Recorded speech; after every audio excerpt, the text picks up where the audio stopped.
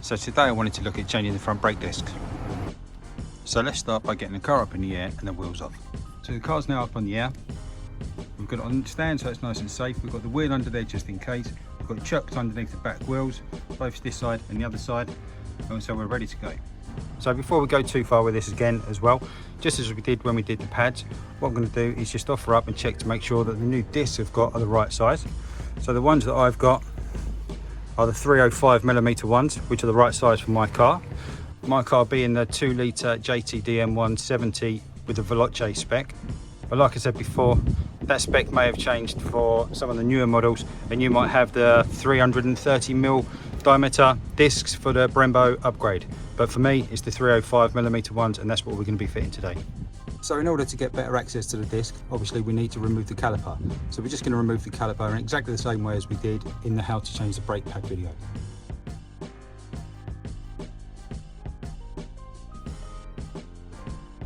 So then for changing the discs, the next thing that we need to do is just take the Caliper Carrier off. So this bracket here, basically, that's held on here by these two E20 bolts. So we're just going to get one on here, and just break these three now and get this carrier off.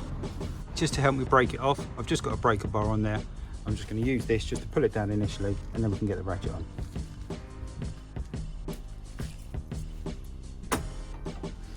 That's that one done. Move that pad indicator out of the way.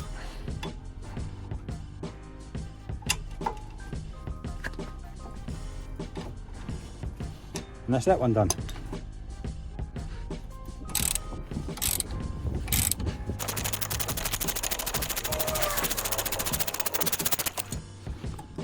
There we go, there's the first one.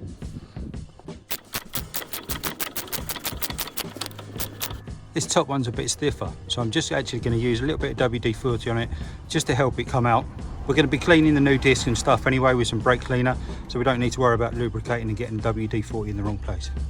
And there we go, with the help of that WD-40, this one's just about nearly all the way out. But what we're going to do for now is just leave that in for a moment, just so that we can have a little bit of leverage on this front 6mm Allen bolt.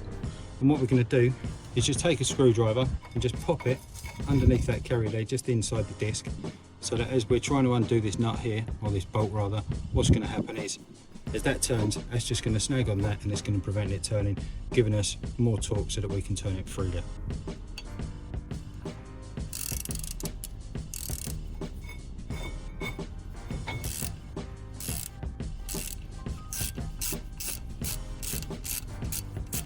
And before we take it all the way up, what I'm going to do now is just remove the screwdriver and just remove this caliper bracket, and then once this comes off, we should be able to take the disc off straight away.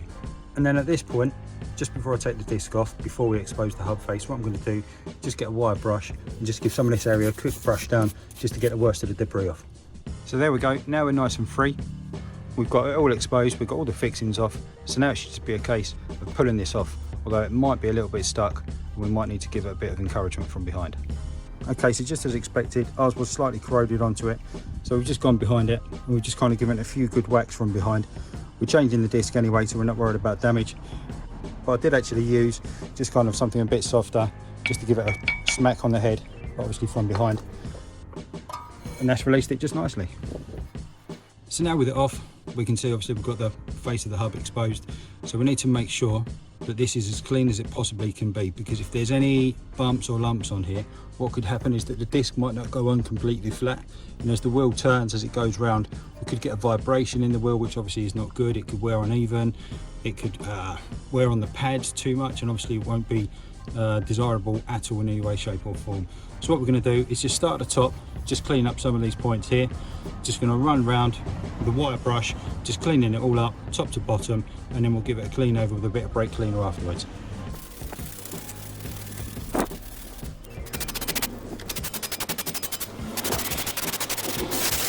And then while it's off, what I'm going to do is just take the opportunity to give this a bit of a clean up too. So now our hub's a whole lot cleaner, and the whole area around it is really clean.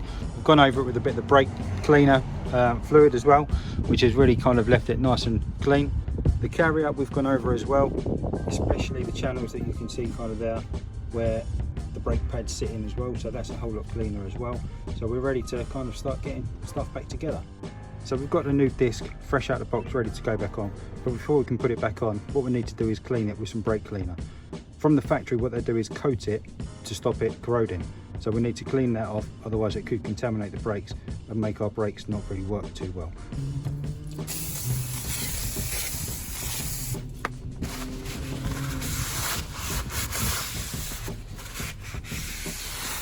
So once you're happy that everything's clean, the hub face is as clean as it can be.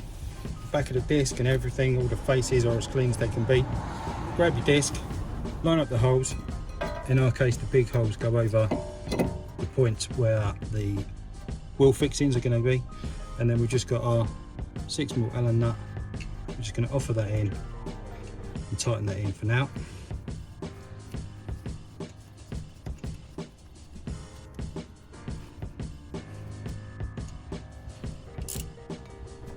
And then with that fixing just kind of tightened up into that position there, what we're going to do now is get the caliper carrier back on, and then once that's in, what we'll be able to do is stick the wedge in again, and then we can just torque that back up. So then next up, what we can do is just get the caliper carrier in. So we're just going to bring that down gently, making sure that we don't smash or bash our nice new shiny disc. And what we're going to do is just take our fixings, offer it in, line it up. Just get the one in position slowly for now, get the other one in so it's not going to go anywhere, and then we'll get these torqued up. So the torque settings for this brake disc is just 10 to 15 Newton meters, so it's not a lot at all, to be fair. So what I'm going to do is just tighten that up, because my torque wrench only goes down to 30 Newton meters. So I'm just going to tighten that up to the point where I'm quite happy with it. When we released it initially, it wasn't that tight, so I'm more than happy with that as it is. Okay, and then these caliper brackets, the torque rating for these is actually 152 to 168 Newton meters. So I'm going to go for 160 in the middle.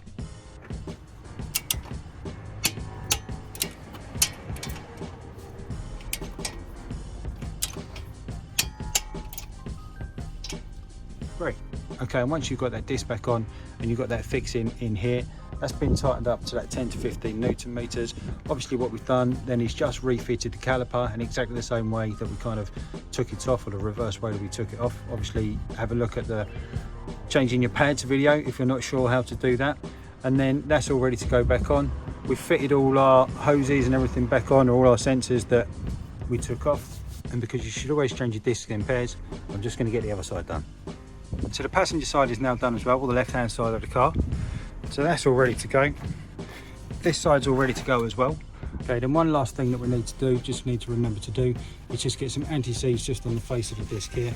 And then obviously we'll go over one last time just with a brake cleaner to clean this surface.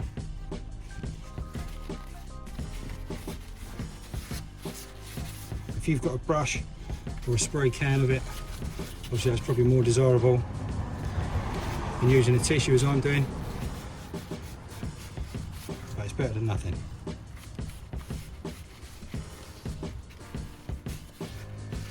I'll just do the other side as well. Okay, so the wheel's on and the nuts just pinched in. Let's get the car down so that we can get them torqued up. So with the wheels back on and torqued up, let's go for a test drive.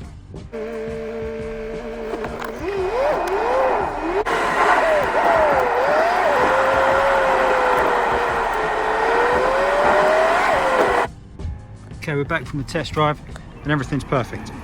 So if you've enjoyed it, you found it useful, remember to give us a like down below. If you haven't done so already, remember to hit subscribe coming up here now. Like I always say, really appreciate you taking the time out to watch the video. So thanks very much, and I'll see you in the next one. Cheers.